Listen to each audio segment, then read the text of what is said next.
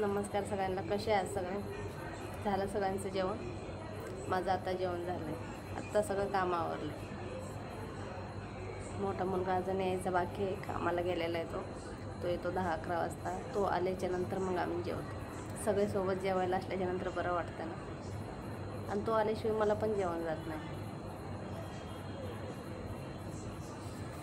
मग काय करतो तो, आम्ही जर जेवण घेतलं ना, मग थोडंच जेवतो.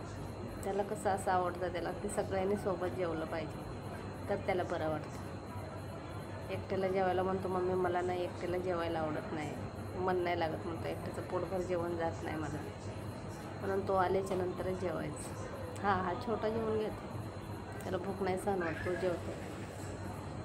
पण तो आल्याशिवाय आम्ही नाही जेवत.